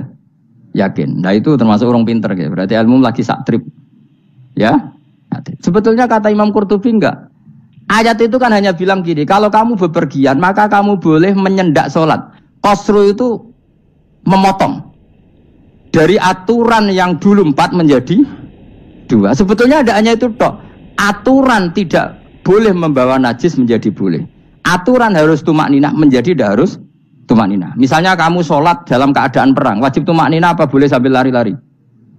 Boleh sambil lari-lari. Boleh gak ketika perang kamu sholat sambil menghadap tidak ke kiblat? Boleh. Makanya antak suruh minas sholat maknanya apa? Jika kamu pergi, maka dalam konteks itu kan perang ya. Ayat itu memang konteksnya perang. In khiftum ayyaftinakumul ladzina kafar. Jika kamu dalam keadaan perang, maka boleh memangkas apa yang pernah wajib dalam aturan sholat. Paham ya? 4 menjadi 2. Keharusan menghadap kiblat menjadi tidak wajib. Membawa najis sholat sah enggak? Enggak kan? Tapi kalau dalam perang, kemudian pedang kamu ada najisnya, boleh dibawa enggak? Boleh. Jadi maknanya taksuru a'ammu min ayakuna qasra sholat wa a'ammu min ayakuna wajibati sholat yang sekarang enggak wajib. Semua itu namanya juga meringkas kewajiban. Berarti mana nih, jika kamu dalam keadaan perang maka boleh memangkas sesuatu yang dulu wajib menjadi tidak wajib, yang dulu haram menjadi boleh. Tapi mufassir mencontohkan qasru sholat hanya 4 menjadi 2. Dong ya. Oh ya, nang alim ngono tenan wis dokter tafsir wis. Engko tak iki sudah dhewe. Tapi ora perlu orang lain ngakui. Jadi itu contoh kecil. Jadi mufassir karena kebetulan dia tahunya hanya qasru sholat itu 4 jadi 2, dia itu. Padahal di tafsir lain diterangkan qasru itu artinya menyingkat atau mencendak atau memangkas. Dulu wajibnya sholat itu gak boleh bawa sesuatu yang najis. Tapi kalau sholat dalam keadaan perang dan pedang kamu ada darahnya, boleh gak dibawa? Boleh, bahkan Allah menyuruh dibawa. Dan boleh gak madhep kiblat. Fa in khiftum farijalan auruk banataki faida amintum fadhkurullaha kama allamakum. Ketika keadaan aman baru sholat sesuai standar. Nah berarti kan ada qasru sholat, ada pemangkasan aturan sholat. Kayak misalnya begini, dalam keadaan normal boleh nggak kamu motong pohon pisangnya tetangga tanpa izin? Nggak boleh kan? Tapi misalnya ada banjir bandang, kemudian kamu bisa selamat kalau motong itu wajib izin apa malah haram izin? Haram izin, harus kamu langsung potong, karena kalau tanpa begitu kamu dan yang punya wajib meridhoi. Kalau nggak meridhoi disalahkan syarak malah. Paham ya? Jadi ini penyolongan yang wajib. Tapi tak sebab potong kayak ngelangiin, terus gedangnya berpangan, itu berlebihan. Karena Allah memaklumi hanya untuk ngelangi. Jumlah menisan lah itu di luar izin syariat apa? Di luar izin syariat itu melampaui batas itu. Syaratnya boleh itu ghairu baghiw wala adfamani turra itu darurat syaratnya ghairu baghiw wala dan tidak boleh melebihi batas. Ora ape ngetok gedange jupuk sik sing mateng dipangan terus diketok. Ora oleh. Paham jelas ya. Makanya kalau ngaji tafsir ya saya kan berkali-kali ada makna di tafsir Imam Suyuti saya tambahi umpamane ngene. Maksudnya umpama itu supaya contoh itu tidak mengikat. Jadi yang disebut beliau itu satu dari sekian potensi ribuan contoh. Ya kayak tadi misalnya antak suruh minas sholat. Itu umumnya ulama membayangkan qasru sholat yang 4 jadi 2. Padahal enggak, maknanya meringkas aturan dari wajib menjadi tidak wajib. Bahkan sebagian aturan itu dikatakan haram, tidak haram.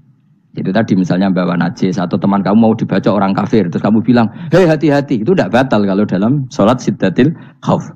Paham ya? Jelas? Semaju lah, malam terlikur, lelatul.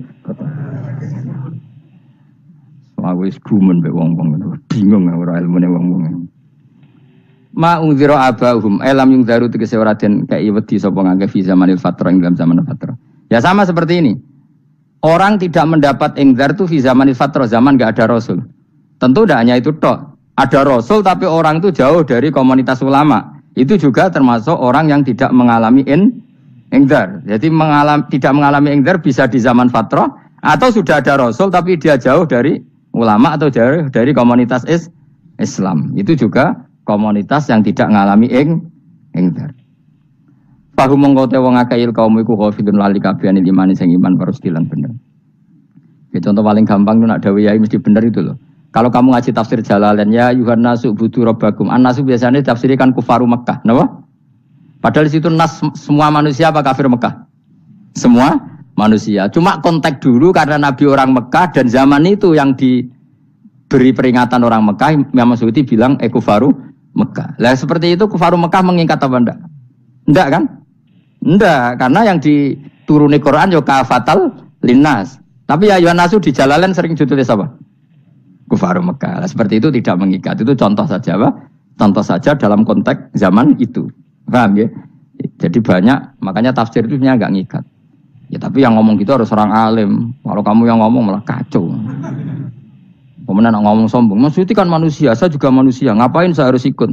Ya sarap itu. Iku ora wis sombong sarap, no? Wis sombong sarap. Lakot hakko teman-teman fahum, lakot hakko teman-teman nyata apa alqaulu apa titah, ai wajib tegese wajib manane nyata ala aksarihim ing atase akeh-akeh wong akeh bil adab. Lakot hakko teman-teman dadi nyata apa alqaulu apa titah anane adab. Ai wajib tegese wajib apa adab ala aksarihim bil adab fahum mongko te wong akeh la yuminu ora iman sapa akeh. Il aksaru tegese utek akeh wong ora iman. Zaman niku Mas. Ya, maksudnya zaman niku, tapi jengben nggih mboten ngerti. Tapi yang mungkin batu Isa itu semua orang iman, tapi ya banyak yang setelah iman itu tidak bermanfaat lagi karena wes napa matahari terbit dari napa barat. Hina la yanfa'u nafsan imanuha lam takun amanat min qabl. Inna sa'atam ingsun ujalna ga ingsun fi anaqihim. Ing dalem gulu-gulune wong akeh tak gawe aghlalan ing blenggu. Biayu dhamma kamran biantu dhamma kamran arfento dewi kumpulno ilaha maring anak apa alai di tangan. Di anal gil lah karena saat menegil iku yajma'u iso ngumpul napa gil al yada ing tangan kal unuk maring geger maring napa gulu guri lho jenenge unuk. Wong Arab nak darani kene iku unuk, nak darani kene iku nakher. Ya jare wong Arab, ya kene iki unuk, kene iki nakher. Lah gulun ngeten tangan didakok teng napa? Napa? Gulu. Napa jenenge cidok niku cidok sing guri. Kaya mengko te tangan il aidi kumas muatun ting kumpulno ilal atqoni maring dagu. Niki lho jenenge dagu jam udzakonin wa ya mustama'ul lahyan. Kumpulnya dua dagu atau dua wang nak kejo manan. Bahwa mongko te wong akeh mukmahuna iku dadi bunder sapa wong akeh. Manane rafiuna ngangkat wong akeh ruusaum ing sirahe wong akeh. Lastatiuna ora iso mampu sapa wong akeh khodaha ing ngendekno ruus. Menawa dhewe maksudi wa ta iki mutamsilun bayangan, mutamsil gambaran. Mulane kula gumun mbek ulama riyen. Tak contohno ya, nak ulama dhisik ku top. Wong dhisik nak darani bun neraka digludungno. Wong kafir iso ben digludungno ning neraka. Iku ya pancen ngalim tenan wong dhisik. Mergo gambarane ngene, ora usah praktekno sampean, praktekno saiki wae. Nak praktekno sampean kowe sampean mlebu neraka. Dadi ngeten, wong nak lungguh ngene, wong Arab nak darani iki ason-ason. Terus ngeten. Ngeten. Niki kan niki jenenge apa? Dengkul. Dengkul itu kena dagu, terus tangan kena cidok. Dadi ngeten. Jadi wong wis dalam keadaan bunder. Paham ya? Lah malane malaikat karek nyaduk terus gludung-gludung ngono. Paham ya? Jadi mergo iku napa? Dengkul nempel dagu, paham ya? Tangan nempel cidok, terus ditaleni. Paham ya? Terus ya karek gludung dong, malane wong kuno nak darane bun neraka iku. Ngono. Ki bayangno saiki sampean ra usah, gak usah mlebu maksudnya, paham ya? Mulane ape mlayu ora iso, wis posisi ngono, paham ya? Sampeyan ra usah delok, maksudnya praktekno saiki. Orang delok kowe. Lah dawuh Imam Suyuti wal muradu te kang den kersakno iku annahum satemene wong akeh la anu nek ora tunduk sapa wong akeh lil imani maring iman. Wala faduna nek ora tunduk sapa wong akeh ora ndilukno ru'usahum ing sira wong akeh lahu krana iman. Iki tapi dawuh Imam Suyuti. Tentu tidak semua ulama sependapat. Jadi cara Imam Suyuti semua yang dikatakan Quran ini muktamsil. Artinya mereka tidak tunduk, maknanya tidak menerima iman. Ya, tapi itu cara Imam Suyuti. Ulama lain yang mengatakan tidak. Memang orang kafir ketika masuk neraka dalam keadaan seperti itu dan digeludung. Ya tidak apa-apa, sama-sama benar. Ya sama-sama benar karena ya Quran itu milik bareng, milik bersama. Jadi kan banyak kalimat kayak tadi mengkosor sholat, meringkas sholat 4 jadi 2 yang meringkas, paham ya? Dari aturan ketat menjadi agak longgar juga meringkas. Jadi semuanya namanya memotong apa? Memotong dari 4 menjadi 2 yang memotong, paham ya? Dari aturan wajib menjadi tidak wajib juga memotong. Nah, itu kan sama-sama benar. Lihat nanti konteksnya. Wajah lan gawe sapa ingsun mimpeni aidim saking ngarepe wong akeh sadan ing tutup. Wa min khalfim saking gurine wong akeh sadan ing tutup. Fathi sin sadan wa dhammiha lan dhamai sin sudan fil maudhi'in ing panggonan loro.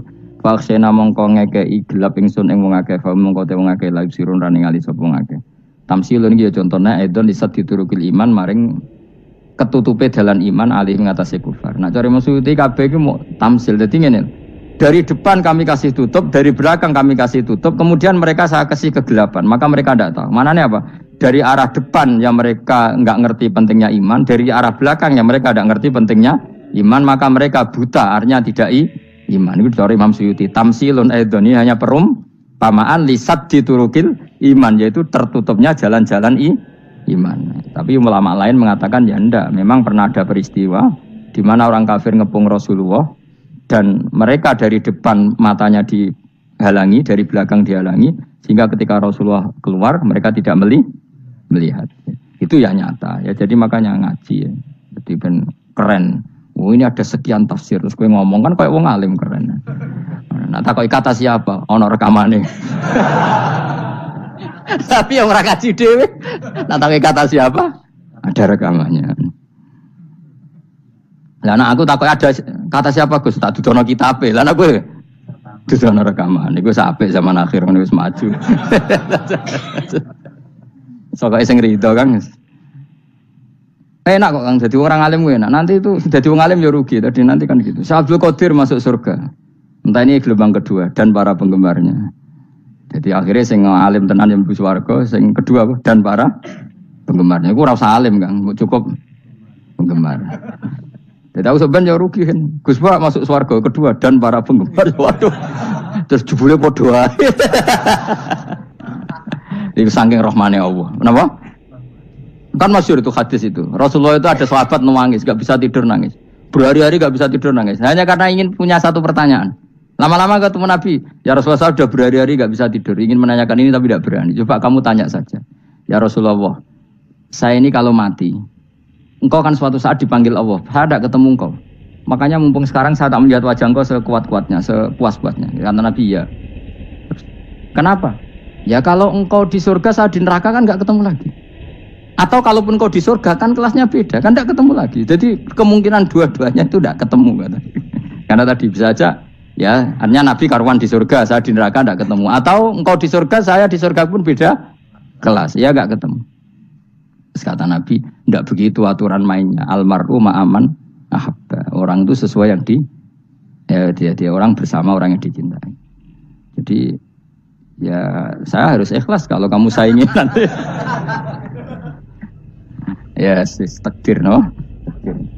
Wasawana ni padha uga ale ing atase wong akeh angger tau itu ngekek peringatan sira gumeng wong akeh tahqiqil hamzatain angger ta. Wa ibdali saniyati alifan angger ta humata sili ala nasil hamzah wa itu khali alifan wa bin alif bin musahalan dan hamzah sing ditasil wa ukhra lan ya wa tarqi lan tinggal itu khal. Amlam tungzirhum wong ra wis bakat kafir mbok elingno cek ra mbok elingno tetep la yu'minun ora gelem iman. Lah sing iman iku sapa inama tungziru ang mestine ngelingno sira. Maksude yanfa'u tegese manfaat iku ing daruka peringatan sira. Peringatanmu manfaat man ing wong ittaba kang anut sapa man adzikra ing Qur'anil Qur'an tegese Qur'an. Wa khasyalan wedi sapa man ar-rahman ing awase rahman bil ghaibi padahal ora roh pengiran. Ya khofa tegese wedi sapa ing Allah toh walam yara ora ningali sapa wong ing Allah. Nane bil ghaibi itu apa? Takut Allah dalam keadaan toh dia tidak melihat Allah lang. Mergo tak tafsiri bil ghaibi barang gaib. Barang gaib ning Indonesia terjemahane hantu. Melihat alam gaib itu maknanya apa dalam bahasa Indonesia? Hantu. Mulane bil ghaibi ra tak terjemah apa? Ya namanya ini wa khosyalan wedi sapa wong ar-rahman ing wasi rahman bil ghaibi padahal dene ra roh langsung. Ya ora usah diterjemah ya. Terjemah dadi apa? Barang gaib malah repot. Mabasiru mongko ngekeki berita gembira sira ing man bimaghfiratin kelawan pengempuranan wa ajrin dan ganjaran karimin kang terhormat. Orang yang seperti itu yang ngikuti Quran dan takut Allah itu layak mendapat maghfirah wa ajrin karim wa ta'ala juru karim wal jannatu swarga. Inna satamna ingsun wa nahnu ya ingsun iku nuhyi uripna ingsun almauta ing wong sing mati libasi krana pas. Wa naktubulan nulis ingsun fil lauhil mahfuz ma ing apa wae kodamu kang nglakoni sapa ngake fi hayatihim. Di lauh mahfuz apa yang pernah kamu lakukan ditulis min khairin kaapian wasari dan kaelean liyujazau supaya diwales sapa ngake alih ing atase iki. Wa asarahum lan yo tak tulis bekas-bekas kelakuanem. Matek saya perkara ustuna kang digawe sunah apa bima badam sause wong akeh. Jadi perilaku kamu ditulis, setelah kamu mati ya masih ditulis, yaitu bekas-bekas sunnah kamu yang pernah kamu lakukan. Jadi misalnya kayak kok penemu judi, selama ada orang judi ya kamu dapat, paham ya? Paham ya? Loro gak ya? Makanya ulama ngendikan dulu tubalil amwat, tubaliman mata wa matat ma'ahu dunubuh. Bejo wong mati, kemudian dosa-dosanya melok mati pisan. Maknanya dia mati dalam keadaan tidak pernah melahirkan sunnah keburukan, paham ya?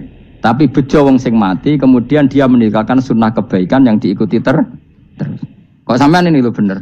Gak paham jalan lah, nggo jalan kalau turun ngaji. Sehingga sebenarnya anak gak paham lah ya gowo. Lo kok gowo jalan cung? Dhisik bapak ra paham lah ya gowo. Itu sudah bagus. Apa? Bagus. Berarti pokoknya anut anak ya anut. Wah, pokoknya keren, pokoknya keren sampean keren. Jadi nanti sampean anak tuku jalan takoki, Pak. Kok tuku jalan dhisik bapak aku ning lemari iki ono jalan. Lah tapi dhisik bapak paham yo ora paham padha. Wes stop, stop. Jelas ya gitu. Wanak tubuh mangkodamu wa atharo. Makanya sisa-sisa amal kita, bekas-bekas amal kita semuanya adalah ditulis sampai Allah Subhanahu wa taala. Mane kula kepengin jenengan nate syukuran, pisan-pisan nate syukuran. Pertama anak kita bisa sholat. Guling-gilingan banyak orang syukuran perkara ulang tahun. Kenapa pertama anak kita bisa sholat, kita tidak pernah apa? Syukuran. Padahal sholat itu yang menjadi identitas anak kita, kehambaannya ila yaumil qiyamah. Boyo orang itu gitu. Sehingga nanti anak kita tuh senang sekali. Itu saya itu kalau agak marah, itu anak saya yang paling kecil, baru umur 6 tahun. Itu tahu-tahu bilang, "Pak, saya sudah sholat." Karena dia tahu, saya itu paling terhibur kalau ada berita sudah sholat. Jadi itu penting supaya orang itu tahu orientasinya bapak itu sholat. Jadi jangan sampai terus anak kita kalau ulang tahun syukuran, tapi pas sholat kita dingin-dingin saja. Lama-lama anak kita berperasaan sholat itu tidak penting. Buktinya apresiasi bapak biasa saja. Itu contoh kecil. Sehingga nanti tertanam, anak kamu tertanam, nanti cucu kamu tertanam. Jadi itu namanya asar apa? Asar. Jadi harus seperti itu.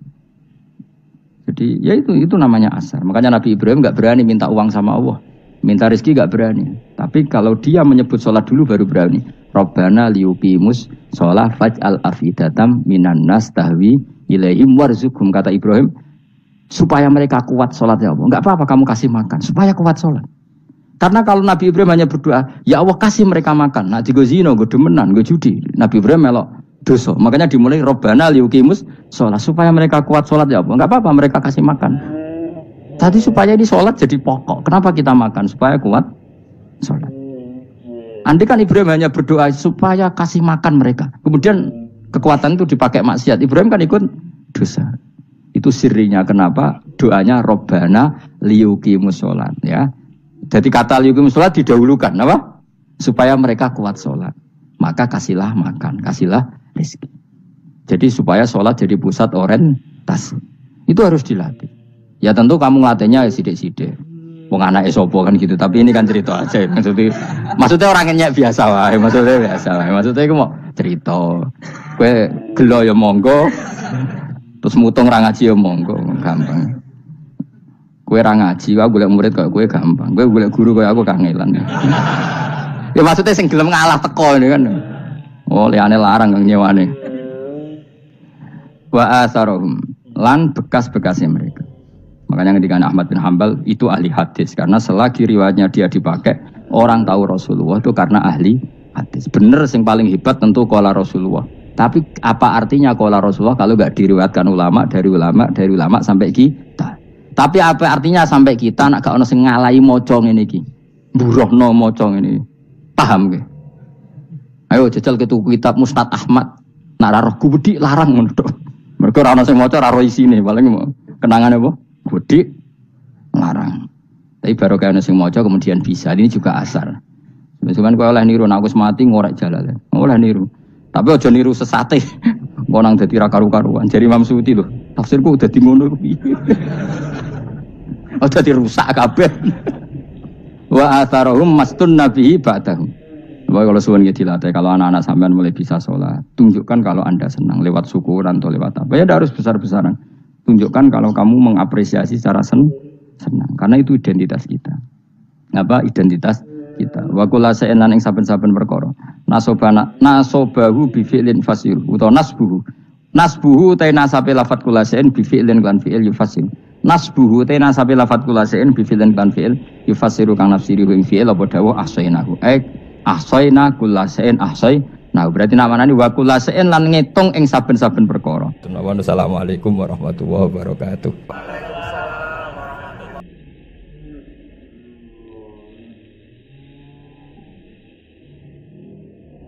Alhamdulillahirrahmanirrahim. Sudah kita ikuti kajian bersama ya dari Yang Mulia Guru kita Gus Bahak. Jadi di penutup kajian beliau ini saya ingin membacakan sebuah kitab ya yang dikarang oleh Dr. Al-Qarni. Jadi saya akan bacakan translate dalam bahasa Jawanya. Berbuat lelaku becik marang wong liya lan lapang dada. Kebecikan iku sebajik jenenge. Ramah tamah wujude lan kebecikan saapik rasane. Wong-wong kang pertama kali bakal oleh manfaat saka kabeh kuwi ya kuwi wong sing nglakoni. Dheweke bakal ngrasakake woe lan saknalika uga ing jiwa lan akhlak lan nuranine. Sehingga dheweke sekedah lapang dada, tenang, tentrem lan damai. Nalika awake dikebaki kesedihan lan kegundahan, tumindak becik marang menungso sesama liyan, niscaya sira bakal oleh ketentreman lan kedamaian hati. Sedekahi wong-wong kang ora duwe, wong fakir. Tulung tinulung marang wong kang dizalimi. Entengake beban wong kang lagi lara. Paringono mangan wong kang lagi luwe nggih. Jenguk utawa niliki wong kang lagi lara lan bantu wong-wong sing kena musibah. Niscaya sira bakal ngrasakake kebahagiaan ing uripe sira. Kebecikan tumindak becik iku mau kayata wewangian sing ora mung nekake manfaat kanggo sing nganggo, nanging uga wong-wong kang ana ing sekitare. Lan manfaat psikologi saka kebecikan iku krasa kaya obat-obatan sing manjur sing ana ing apotek-apotek wong kang atine becik lan resik.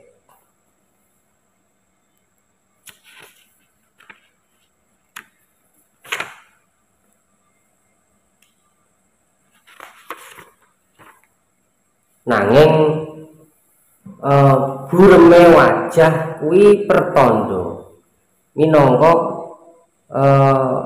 musuhan sengit marang wong liya kang mung ngerteni kedadiane karo sing maha gaib.